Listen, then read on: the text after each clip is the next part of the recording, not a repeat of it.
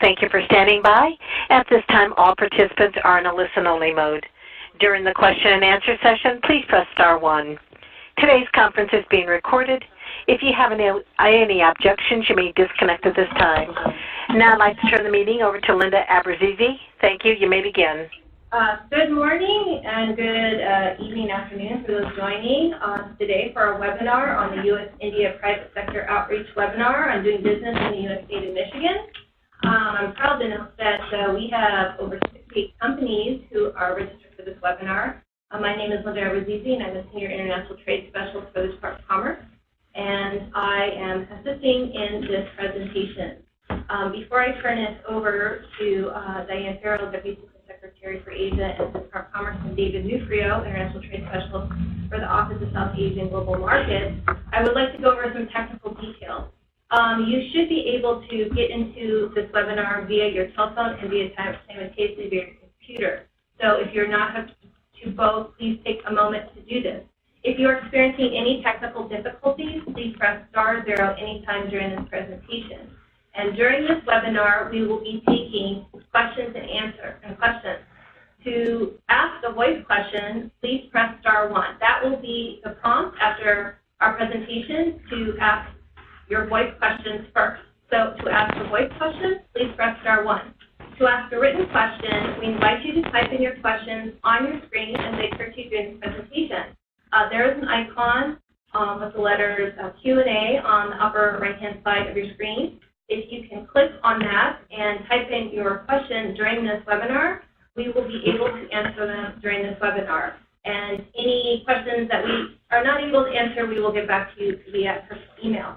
Also, there's a chatter function on the right-hand side of your screen. There's an icon, so please feel free to click on that icon and chat anything that you think is of importance.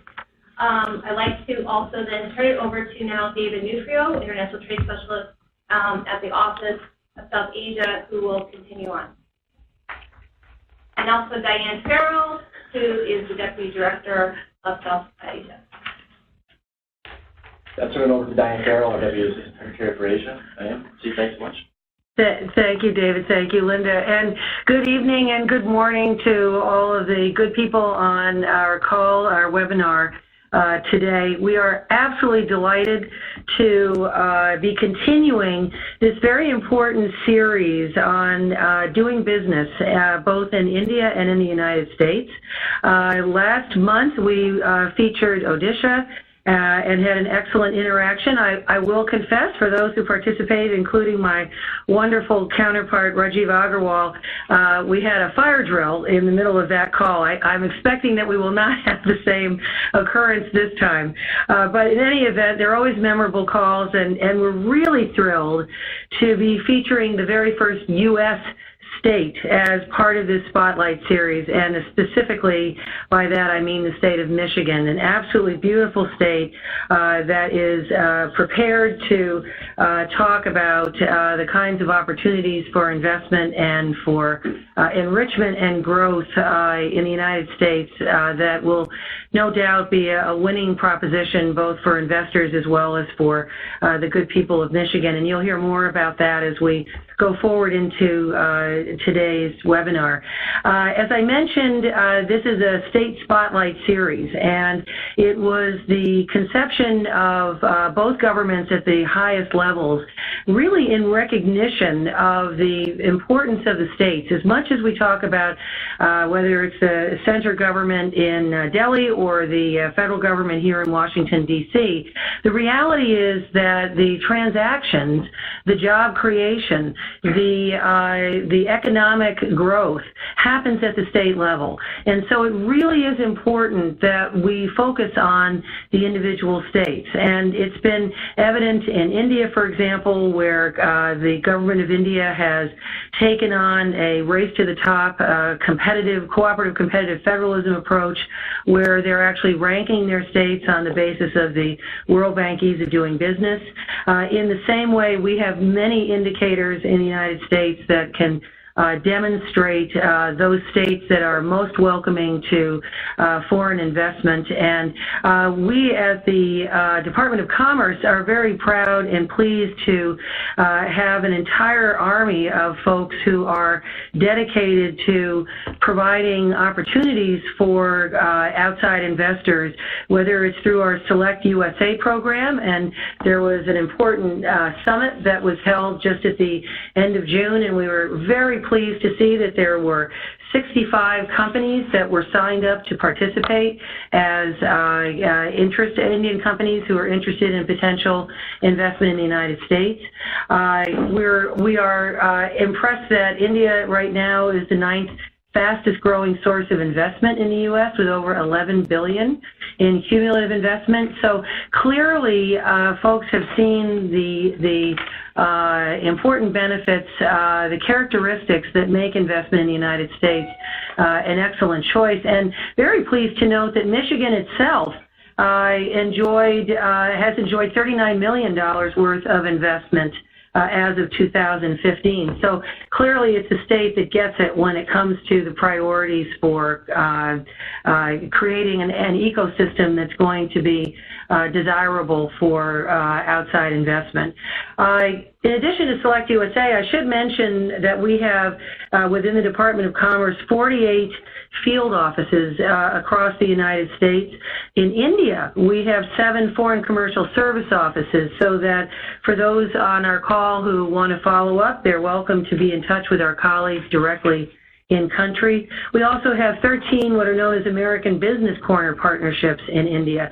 So we have effectively created an environment where you have the opportunity at your convenience to reach out to any number of contacts in order to ensure that we connect you with the right teams on the ground here in the U.S. As I mentioned, we're going to focus on Michigan today.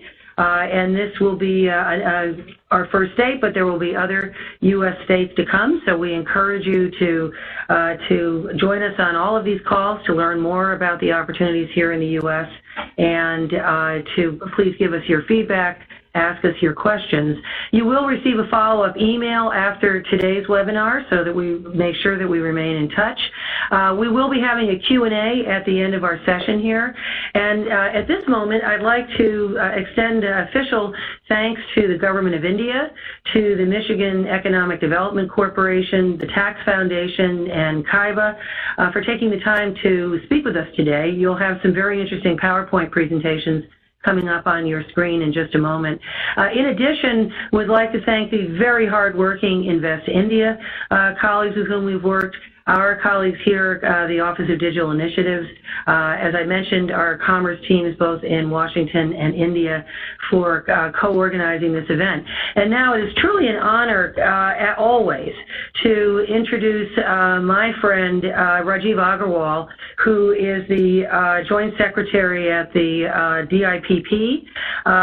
He has been a stalwart supporter of this effort, and he has been a wonderful partner as we have worked jointly between the United States and governments of India to create a meaningful series to the private sector to ensure that we are providing every possible economic opportunity for citizens of India as well as citizens of the United States.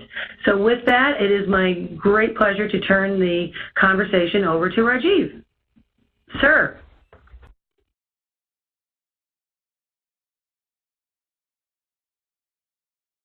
Rajiv? Back in DC, I know it's, I don't know how you've managed to get out of your beds and be in office at such an unearthly time of 7:30 a.m. To all my friends back here in India, a very good evening, and this is, in fact, the second webinar in this U.S. India State Spotlight Series, and the first for a U.S. state, the state of Michigan. I would like to extend a warm welcome from India and from the Government of India to all our colleagues who are joining us from Michigan. When this concept was first thought of last year, and as Diane has already pointed out, at the highest levels in the 2 central and federal governments. So at that point of time, we're not sure how we would actually go about arranging this webinar series and how would we actually fructify the entire concept. But I can tell you from our experience from the first state, the Indian state of Odisha, the response was overwhelming, and even though we did have a fire drill, I guess Odisha is too hot a property from the investment point of view. So, but then I'm sure this time around there'll be no fire drills and we'll manage to get our Q&A in. We obviously recognize the importance of Michigan in terms of manufacturing, in terms of industrialization, and in the US, in terms of obviously the automotive sector, and even in terms of the lithium-ion battery, which I'm told the biggest manufacturer in North America is based out of Michigan, wind energy, and a host of other sectors in which the state is doing pretty well. So, without further ado, I would like to hand over the mic back to Diane, and we certainly hope to have some very good interaction between the state and the delegates who have joined in from India. We hope that you're able to attain clarity on the way forward and how you would like to take forward your business. Diane, back to you. Thank you, Rajiv, and I appreciate your empathy for our having to get up very early for this call. Happy to say we're all bright-eyed, bushy-tailed, and very excited for the panel that I'm about to introduce, who will take the conversation forward. We will first hear from Mr. Paul Krebs of the Global Business Development. He is the Michigan Economic Development Corporation, and he's the lead for India. We will then hear from Mr. Joseph Henchman, who is Executive Vice President of the Tax Foundation. He'll be followed by Tel Ganesan of Kaiba Ventures. He is the Managing Director, Chairman and Managing Director. And then we'll go to Q&A. So we're going to go first to Paul, and then to Joseph, and then to Tel. Paul, over to you. Yes, good morning, and thank you very much, and good morning and good evening to everyone. I'm thankful to Select USA and the India Ministry of Commerce for the opportunity to talk about Michigan this morning. And just want to spend a little bit of time with you today, and thank you for joining the webinar. I'm going to start out with a high-level overview of the state of Michigan for business purposes, and then hopefully later on we can take some of your specific questions.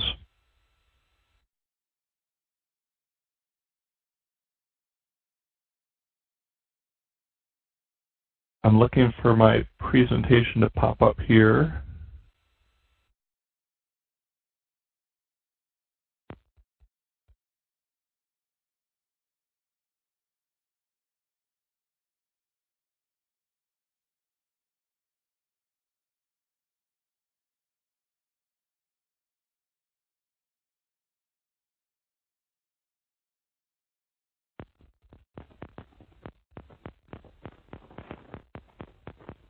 Linda, do you know if the presentation is available? Oh, there we go. Fantastic. Okay. So first I want to give you an idea of where Michigan is located, especially for those of you in India who, I mean, when I go to India, I'm still becoming familiar with the different locations of the cities. So our state is the one surrounded by the Great Lakes there in the upper part of the slide, which holds 20% of the world's surface freshwater. And I just want to point out real quick that Michigan is Canada's largest trading partner. So locating a business operation in Michigan gives international companies access not only to the U.S. market, but also easy access to Canada as well. So that's an important consideration for many companies because Canada is itself a large market. In addition to Michigan's already robust transportation infrastructure, a new international bridge is being constructed to further enhance shipping between Michigan and Canada. So this highlights our highway system. We have commercial airports, an extensive and robust freight rail system, and also 40 commercial ports. And one thing that has come up in conversations with Indian companies is several of them want to be able to move product either to Michigan or from Michigan by shipping, and that's where those deep water ports around the Great Lakes come in and are important toward that end. There are over 4,000 foreign companies operating in Michigan. Examples of Indian companies that I collaborate with here that you may be familiar with include Tata, Mahindra, Sumi Motherson, Kiba, Infotech, and Roots Group has entered the market through an acquisition recently. Michigan is also home to the Detroit Metropolitan Airport, and DTW serves over 160 destinations and has direct flights to Asia and to Europe. So it's very convenient from a transportation standpoint, and this is important to many executives who want to reduce the amount of time that they spend in travel to be able to have direct flights from here to other destinations. I'd like to highlight some of Michigan's top industries, which include advanced manufacturing, aerospace and defense, agribusiness, automotive, of course, composite materials, and more cybersecurity and information technology. And my work is largely to seek out Indian companies that will be a good fit for these industry clusters here in Michigan and to help them become successfully integrated into Michigan's economy. I'd like to highlight just a few of Michigan's top industries. The first is automotive. And Michigan, of course, is home to innovators like Henry Ford and Charles Fisher, and is the birthplace of the automobile. And since Ford's first Model T rolled off the first automotive assembly line in 1908, Michigan has continued to lead the world in both production and innovation. About 20% of all U.S. automobiles are assembled here in Michigan in 13 OEM assembly plants. So there's that robust production network that includes a very significant tool and die cluster as well as other supporting industries. But interestingly enough, Michigan is also the home to R&D and innovation. So more vehicle-related research and development is conducted in Michigan than the rest of North and South America combined. And several years ago, I worked with executives of Mahindra as they were considering where to locate the company's new Center of Excellence. They looked globally. They looked at Australia and the UK were among the finalists, but in the end, they decided to establish the North American Technical Center here in Michigan to take advantage of being in the heart of the automotive industry. The second industry I'd highlight is agribusiness. Our agriculture and food sector is valued at over $100 billion annually. And several years ago, there was a drought in the U.S., as well as grain shortages throughout much of the Midwest between 2006 and 2013. So Michigan gained international recognition for its ability to produce, handle, and process crops in challenging years due to our temperate climate, abundant water resources, and logistical competency. In addition to that, you just think of food production from the farming aspect, but also because of our strong manufacturing industry, that provides Michigan with engineering and technical capability to build a state-of-the-art food manufacturing equipment essential for success in the food processing environment. So we have a very strong food processing industry here in Michigan as well, and I know that that's an area of potential collaboration with Indian companies. Michigan ranks #1 in the U.S. for blueberry production. We're #1 in the production of tart cherries, #1 in squash, #2 in dry beans, carrots, and celery, and we're the third largest producer of apples here in the United States. There is a huge economy in Michigan surrounding the production, packaging, and distribution of agricultural products. Although we don't have time to discuss these in depth, other significant industries in Michigan include medical device manufacturing, information technology, and cybersecurity. We have some excellent companies, including companies from India, in those industries here in Michigan. Now, Michigan enjoys a robust university system, including some of the nation's top engineering schools. So 17 universities and colleges here have nationally ranked graduate engineering programs, In fact, I'd be very surprised if there weren't some in our webinar audience who have relatives that are attending or have attended the University of Michigan or Michigan State University. Michigan has the highest concentration of engineers in the U.S., providing Tata, Mahindra, and Kaiba with the technical expertise needed for their businesses to prosper.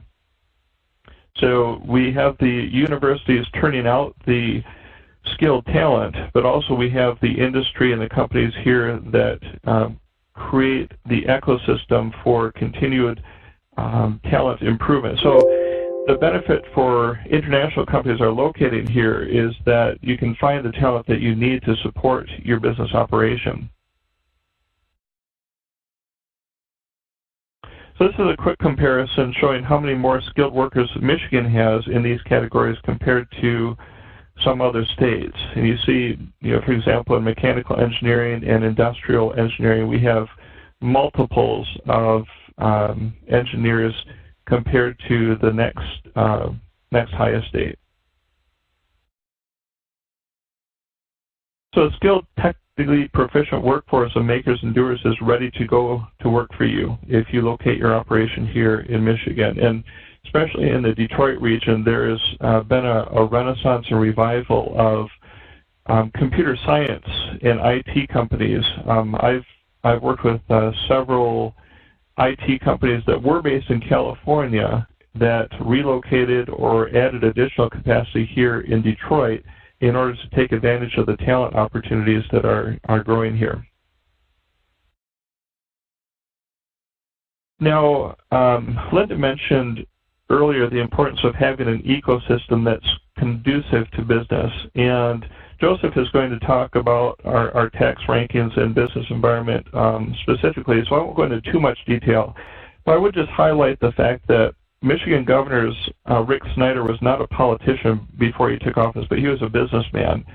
So Mr. Snyder was formerly the president and CEO of Gateway Computer, and he later returned to Michigan as co-founder of an Ann Arbor-based venture capital firm. So when Governor Snyder took office, he came in with a desire to improve Michigan's business climate. And since then, business taxes have been radically reduced, and for many companies, regulatory burdens are more cumbersome than paying taxes, ironically enough.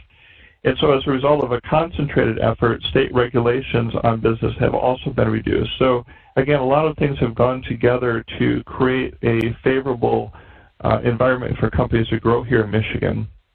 In Michigan, we have a flat personal income tax rate as well as a flat corporate tax rate, and that was a replacement for a very convoluted tax structure that was in existence before Governor Snyder took office. And so in Michigan, C corporations pay a flat 6% tax.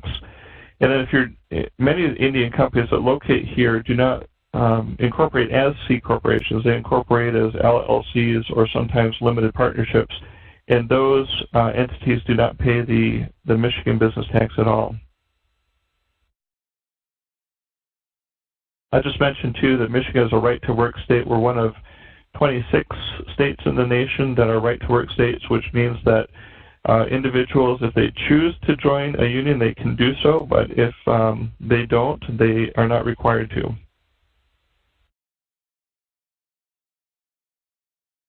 In addition to having a generally favorable business climate, we also have specific incentives to help Indian companies locate and grow here. So there are tax abatements available, workforce development. We have funding available for worker training, both at schools and also on-the-job training. I'll come back to the Pure Michigan Business Connect in a moment. But also, so these are things that, really my job in working with executives of Indian companies is to identify your business needs and the opportunity you have and determine which Michigan resources and assets would be supportive of what you're trying to do here in the United States. Pure Michigan Business Connect is the one program when I'm working with Indian companies that really stands out as being that which seems to be the most helpful. And what the Pure Michigan Business Connect program does is identify investment interest and supply chain gaps of companies from around the world and then suggest the best Michigan companies for those interests to fill those supply chain gaps. And you can see some of the results here on this slide. So some of our key outputs here are involved with procuring new opportunities for Michigan companies. We've had 6,000 plus meetings with over 300 purchasers in 25 industries that include automotive, aerospace, advanced manufacturing, healthcare, and more. So when an Indian company establishes itself here in Michigan, you become a part of the Pure Michigan Business Connect ecosystem. And one of the things that is very helpful too is that even before coming to Michigan, we can help with identifying potential technology partners or potential manufacturing partners of Indian companies, because a lot of Indian companies, they don't want to just come and create an assembly facility or something like that. They want to come partner with a Michigan company, bring their products, join technologically expertise in order to kind of have a soft landing here in the U.S. market and then grow from there. So that's something that the Pure Michigan Business Connect program can really help with significantly. So again, to sum up kind of a brief presentation, we have a very large and capable workforce, a technical workforce and a production-oriented, manufacturing-oriented workforce that Indian companies can take advantage of here. We have a very competitive tax and business environment. The infrastructure here in Michigan is very robust, including trucking, the highway system, railways, air, and sea. And so you can, if necessary, you have all of those shipping choices to choose from. And then we're a state known for innovation. We have an amazing R&D infrastructure here with the universities and also private sector investments.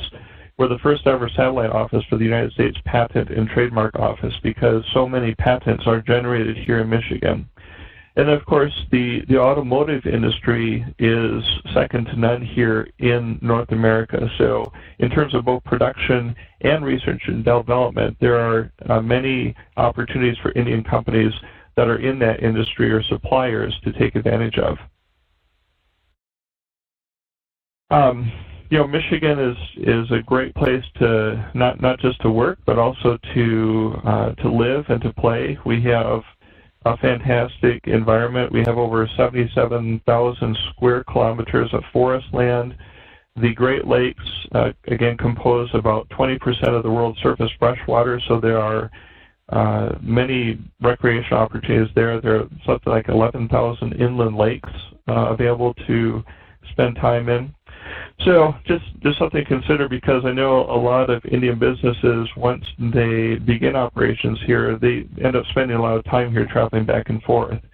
So please do jot down my contact information. I'll be very happy to speak with any Indian executives about the possibility of growing your business here in Michigan. I personally traveled to India. I was there in November and again in March, and I'll probably be coming back in December. So I hope to perhaps be able to meet some of you then or welcome you here in Michigan. So with that, we'll turn it back to you, Linda. Actually, thank you so much, Paul. It's Diane here. But absolutely delighted, great presentation. And I was lucky enough to be in Michigan a couple months back, and everything you said is absolutely true. It's beautiful, it's efficient. The proximity to academic institutions is incredibly advantageous to companies. And yes, there are a lot of success stories with household names from India, but also some that are less familiar, but also making the most of their investment in the state of Michigan. You mentioned tax, and so I'd like to turn to Joseph from the Tax Foundation and invite him to give his presentation, because we do want to make sure that the Q&A comes at a time when we have ample time for people to ask their questions. Joseph, we'd be most appreciative if, I know we had given you 7 minutes, but hopefully perhaps you could condense to 5 if at all possible, and it would be much appreciated. And with that, we turn it over to you. Thank you. No problem, and hello. My name is Joseph Henchman. I'm with the Tax Foundation, which is a think tank based in Washington, D.C. We're not in Michigan. I'm not from Michigan. We do analysis and rankings for all of the 50 states, comparing them against each other, and we report that information every year. So what you'll hear is just what the numbers are and some of the information we have. If we could go ahead and advance up to the history slide. 2 more.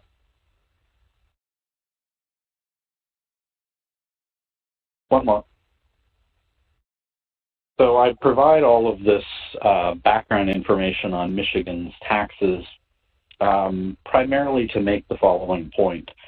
The changes that have been talked about and that I talk about here are relatively new for Michigan. Historically, Michigan's had a very convoluted business tax system focused on the automobile industry. So the idea was to make sure the automobile industry was protected, and we paid a lot of money, but not in a punitive way, even if it meant harming the rest of the business climate. And so you had what was known as the single business tax and then the Michigan business tax, which were very punitive on investment and capital expansion. That all changed in 2011, where those taxes were repealed and replaced with a corporate income tax similar to that exists in other U.S. states. In addition to that, in 2014, the decision was made to phase out Michigan's tax on business property, which is also a tax that exists in a number of states. So Michigan's reputation is one of a very convoluted, very burdensome business tax system, but that's actually changed significantly in the last several years. Next slide. One of the reports we put out is measuring state and local tax burden. This is the how much. How much does the government of a state consume in the overall income of the state? Michigan is 9.4%. In other words, 9.4% of what Michiganders earn in a year goes to state and local government, and that's right in the middle of the 50 states. So not very high, not very low. On the next slide, we compare that number to surrounding states. So Michigan, as was noted, is up there in the in one mark number 25, compared to some of its neighbors, a little bit less, a little bit greater of a tax burden than some of the northeastern states, but a lower tax burden than quite a few of them. Next slide. I would note that historically the tax burden has been much higher in Michigan, 10 to 11%, but it's declined noticeably since 2009, particularly in business taxes. So today, business taxes make up less than 2.5% of Michigan's revenue, which is far below the national average. Next slide. There's another report we put out that compares the structure of taxes. So not just the dollar amount, but also the way in which it is collected, because there are better and worse ways to collect revenue. So how simple, how neutral, how non-complex is the state tax system? And we look at not just corporate taxes, but individual taxes, which many business entities pay anyway, sales taxes, property taxes, and unemployment insurance taxes. Next slide. Overall, on this measure, Michigan ranks 12th out of the 50 states, and that's where 1 is the best, the best tax system in the country, and then 50 is the worst. So 12 is very good, and it's much higher than where Michigan has been up until very recently. The next slide shows how Michigan compares to surrounding states and other states in the country. Michigan's 12th. A little bit lower than Indiana, which is at 8th, but much higher than all of the surrounding states, including Ohio, Wisconsin, and Illinois. Important takeaways, just reiterating what was said earlier, Michigan has a relatively low individual income tax compared to other states. There is a simple 6% corporate income tax, which again has not been historically the case. There is a strong focus in Michigan now on a good tax system for all companies and businesses, not just the favored industries. And on the other side, I would note that business purchases are generally exempt from sales tax after raw material and before storage of final product. and there are still complex unemployment insurance tax systems with surtaxes in Michigan. Next slide. This is a report that we do where we take model firms and calculate what their tax bills would be in each of the 50 states. So, for example, a manufacturer in Michigan here would pay, a new manufacturer would pay an effective tax rate of about 9.7%. That'd be 15th best out of the 50 states.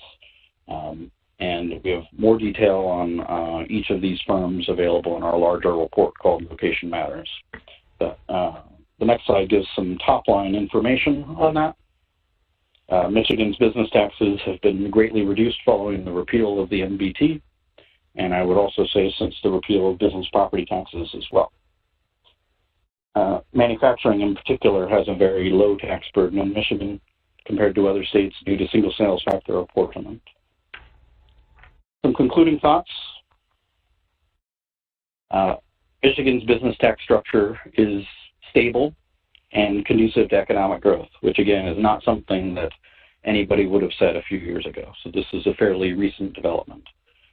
Michigan's tax burden is also similar to Indiana, which is also a very low pro-business tax system, and lower than other states. Compared, Illinois and Wisconsin have very high tax burdens, and those states have been less focused on reducing capital investment and job creation than Michigan has. And I'd also say Michigan's taxes are fairly straightforward with no hidden taxes. But if you are going to invest, be sure to determine any potential liability on sales tax and unemployment insurance tax, as those remain some high areas. And with that, I'll turn it back over to you. Wonderful. Thank you so much, Joseph. That was perfect. And if I were Paul, I would be beaming right now. That was a very positive report about tax reform in the state of Michigan and bodes well for both investment that's in the state presently, but future investment. We're now going to turn to Tel Ganesan, who has an on-the-ground story to tell with his company, and also very pleased to note that Tel is the president of TIE Detroit. And I hope that most of our listeners are aware, but TIE stands for the Indus Entrepreneurs. TIE has been a real positive driving force within the Indian American community in terms of its business outreach, and it's very famous for its TIECon events. And I'm sure that Tel will take a moment to highlight the TIECon events that's planned for this coming November in Detroit. So Tel, if you could tell us a little bit about the business, a bit about your experiences setting up in Michigan, and then the TIECon event, that would be terrific. And if we could compress your presentation from 7 to 5 minutes, as Joseph did, that will give us more time for folks to be able to ask their questions of our esteemed panelists. So with that, Tel, thank you very much. Good morning and good evening. So I'm not going to talk a lot about my company, so we can keep moving to the slide. Let's move to the next slide. So Kaiba is an IT and engineering and professional staffing services company, and we have over 700 employees and about 6 locations. Next slide, please. And then we are an award-winning company. We won several different awards. Next slide, please. And so last year I stepped down from the day-to-day operations of the parent company Kaiba. Then I started 2 different companies with a lot of things improving in Michigan.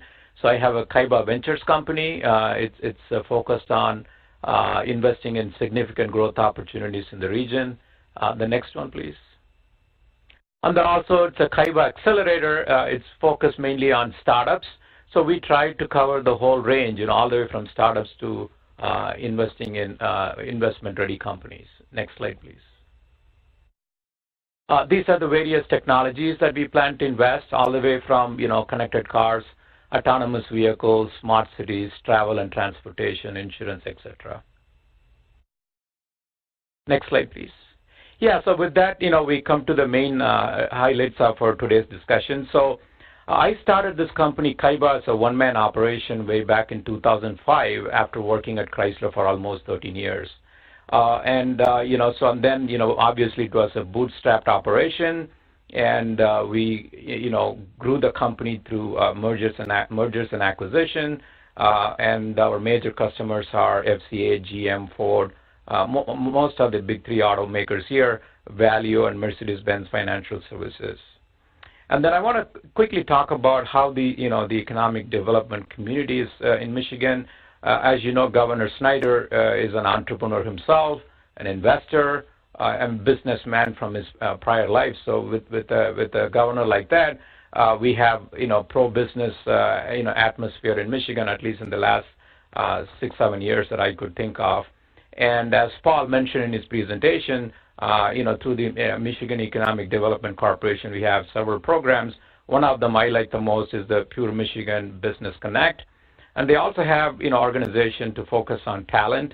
As you know, we have a lot of engineering talent in the region, so they're working on them. And then several, other divisions like entrepreneurship and, of course, the business development to attract companies from overseas into Michigan. I just want to take a few minutes to talk about how I see the business climate in Michigan at the current time. I just want to give a quick history as to what the state has been doing in the past. Everyone knows that Michigan was the innovation capital. The cars were invented here in the early part of the 20th century, long before Silicon Valley, and we were the center of universe back then. And somehow we lost it, mojo, a latter part of 20th century, and we even hit rock bottom in 2009. Many wrote us off, and even Time Magazine called us a dead city. The city itself went through bankruptcy. The major automakers went through bankruptcy way back in 2009, GM and Chrysler. But I sense times are very different now. It's a comeback city, comeback state, with the connected cars, autonomous vehicle, artificial intelligence, all this disruptive technologies that is taking place. Now Michigan, I would say, is leading the mobility race, and I feel I'm at the right place, right time. In fact, we are at the exciting times in Michigan right now. And I read the latest report from the Michigan Venture Capital Association, which says there's a 50% increase in Detroit City in terms of number of startups when you look at the last 3 years. So the city itself is coming back. And, so in the past, it's always used to be that, entrepreneurs in the region, we used to call people in the Silicon Valley, hey, we want to come over there, we want to connect and, expand operations over there. But I see the trend is changing differently. In the last year itself, I have, 10 meetings, people wanting to have in Detroit and keep calling us.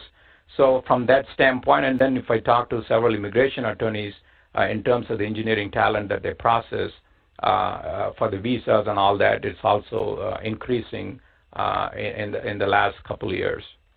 And obviously, like Paul said, we have a lot of auto manufacturing talent in our region, highest concentration in terms of the engineering talent. And then also the cost arbitrage, it does help the businesses and the entrepreneurs. If you go to Silicon Valley, I mean, you got to make $100,000 to at least live in a 2-bedroom apartment. And with that kind of money, you could have a beautiful home in Michigan. And then obviously we have our #1 public university based on the latest ranking, University of Michigan, Ann Arbor, that you have the best of the best talent right here. I've been in this region for the last 28 years. I believe there's a significant opportunities exist, not only in the region, but also collaborating with the likes of Silicon Valley and anywhere on the planet Earth to really leverage and take the opportunities forward. And then personally, from my standpoint, we don't have any earthquakes here. We don't have a lot of flooding.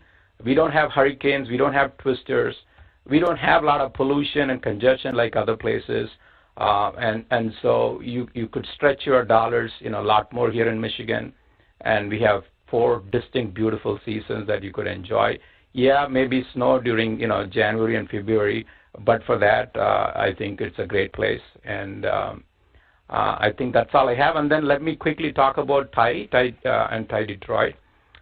So we host the conference TIECon, and this year theme, consistent with what is happening in Michigan. we are really focusing on a lot of disruptive technologies, all the way from, focusing on the connected auto, connected health, and smart cities. And with the connected auto, we focus on all the connected cars, autonomous vehicle, and then, with the drones, not only in the land mobility, but also in the air mobility.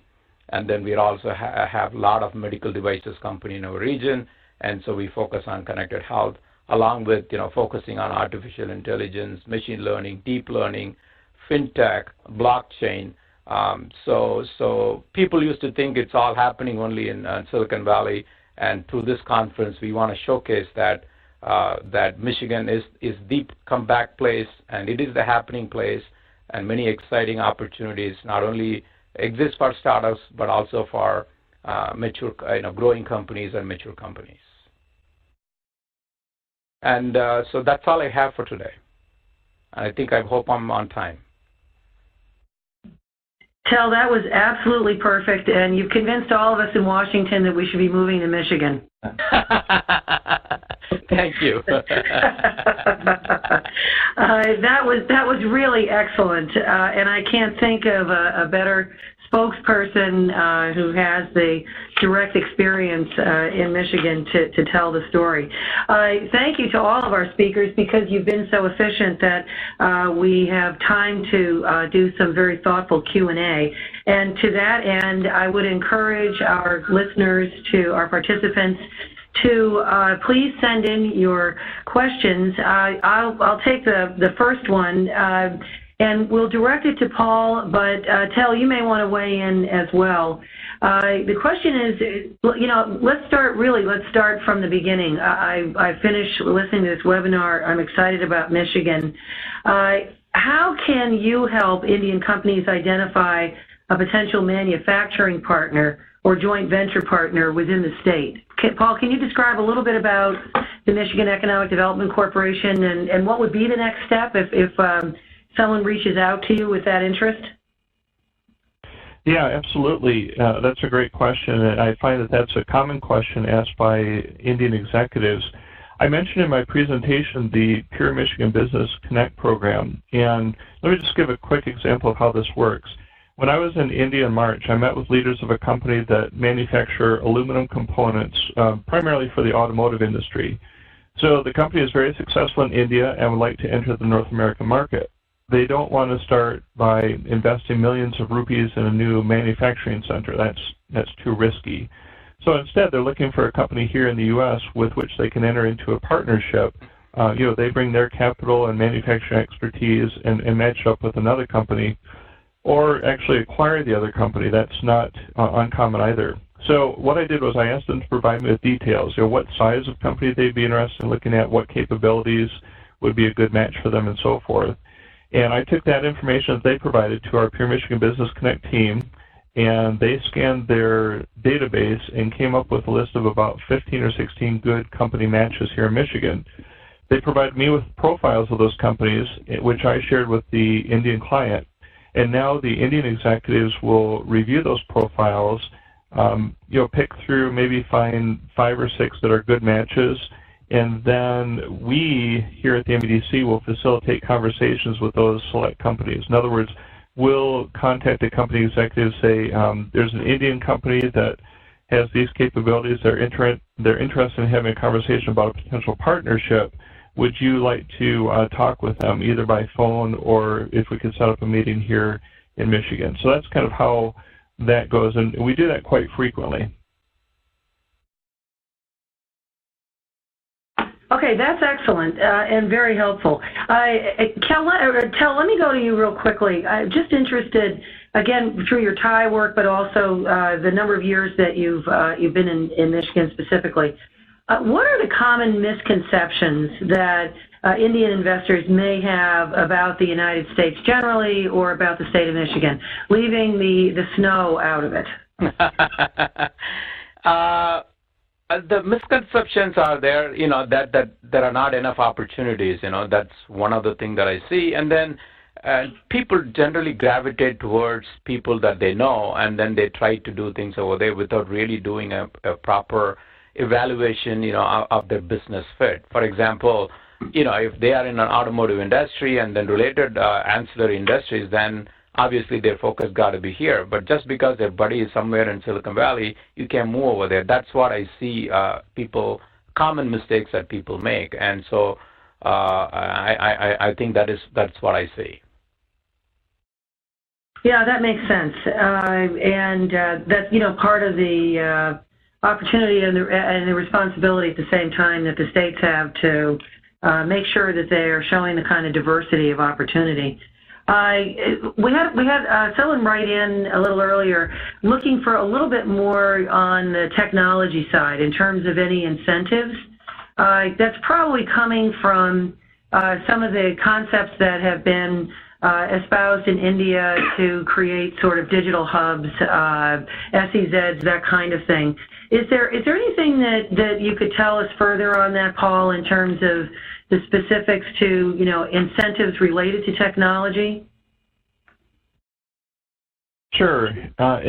We do have financial incentives available, and that it really comes down to a specific project. So we have cash grants that are available for companies that are creating businesses or hiring a certain number of employees here in Michigan, and you'll be happy to look into the possibilities of that as well. I think, the most important consideration for a business is in terms of where will my business prosper. In other words, what is the location where everything is in place where my business can get started and grow. And I think that's why companies in the IT space like Kaiba are prospering here, because there's a huge talent base, and you can't underestimate talent, because I do know of companies that have located an operation somewhere else because they got a lot of financial incentives, and then they open their doors and they have an awfully hard time either identifying or retaining the employees that they need. And so it becomes a bad business decision.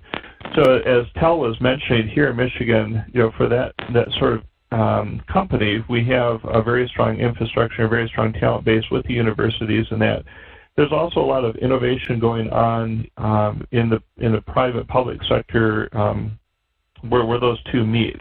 So just for example, in the connected vehicle space, there's something set up at the University of Michigan called M-City, which is a 35-acre site where there is basically it's a small town set up with facades and signposts and pedestrians and everything that a company needs in order to test autonomous vehicles. And then another 500-acre site is being developed in Ypsilanti Township, which will be like that, only 10 times better and bigger. So these are opportunities where a company can come in and have the support that they need in order to grow their businesses and to test their equipment and to test their concepts and so forth in partnership with the public universities and also with the private sector. Thanks. Those are some really interesting examples. We had a question come in with regard to, and again, I'll toss this to Paul, to the agriculture industry, specifically in Michigan. Is there anything you'd like to say there with regard to the industry, its special needs, as well as its important opportunities? Yeah, the agribusiness is, again, it's Michigan's second largest industry next to automotive, so it's very important to us. We place a lot of emphasis on growing the industry, helping the people in both the farming side and also the food processing and distribution side. So there's a lot of new investments being made by companies here in Michigan. And this is where I see an opportunity with Indian companies, because I think that there's technology and processes here in Michigan that companies have to offer that I think if an Indian company could form a partnership and bring some of that technology to India, I think you have good outlets for it there, because I do read, and I've talked with people there in India about the problem of food storage and food distribution.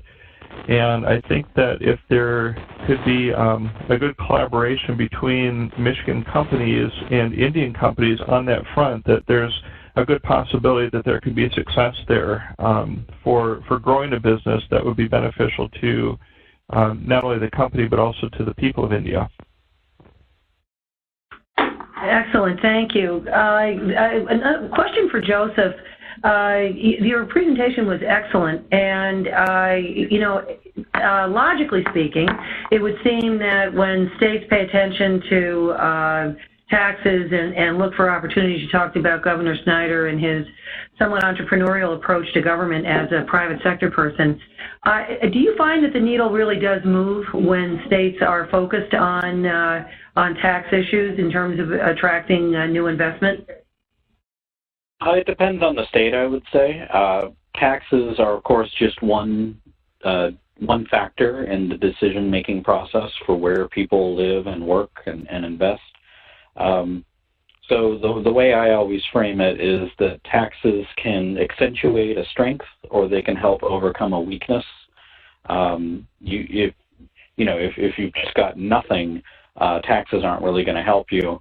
And if you've got a very burdensome, even the best environment can't be overcome by a bad tax burden. So with Michigan, I would say they've got a lot of countervailing, a lot of good strengths, of course, and those have been mentioned: transportation, education, location, manufacturing, and so forth. And I think a good tax system can help strengthen that more than it can in a lot of other states. That's great, thank you. To go back to Tel just very quickly, Tel, will TiCon in November have anything that might be specific to first-time investors? Yes, I mean, if they're really looking for, opportunities, yes, TiCon is the place to be in. I mean, and like I mentioned, we cover all areas of technology, not just auto, but also health and also infrastructure. So yes, there will be a lot of opportunities to identify startups. That's great. I'm going to leave it there because I think we're coming up on the 1 hour mark, and we want to be respectful of people's schedules.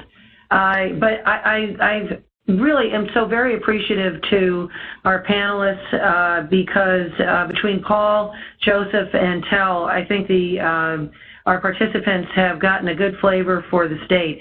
1 hour is clearly not going to provide all the answers and information, but I believe that it's given our listeners a very good opportunity to probably seek out those further details that might help them to understand more about what Michigan has to offer and how it might be a good fit for your respective companies. And I'll give a plug to TiCon because it's an excellent organization. Their events are extremely well attended. They're very effective. They always have high-level, high-powered speakers, and this would be a wonderful opportunity to plan a trip to Detroit for November. And it's not too cold in November, let's be clear.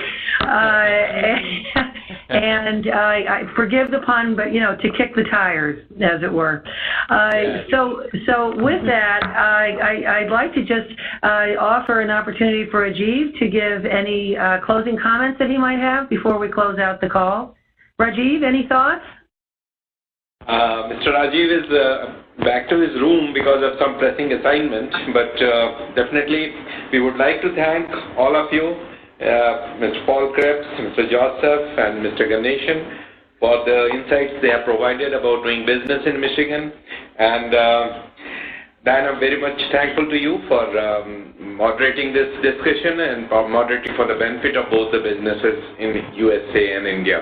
Thank you once again. See you again day after tomorrow. Yes. We'll be doing, for those who are interested, we'll be doing a call on the implementation of the goods and services tax in India. We have an excellent panel to discuss how the rollout is going and what its implications are for businesses. Let me also add my grateful thanks to the government of India, to all of our colleagues in Delhi and beyond for their participation. Let me also thank my colleagues here at the Department of Commerce who have helped to put together these important webinars, and to wish everyone a good evening, a good morning, and thank you very much for participating in our webinar today. Thank you. Thank you very much. Thank you. This concludes today's conference call. Thank you for participating. You may disconnect at this time.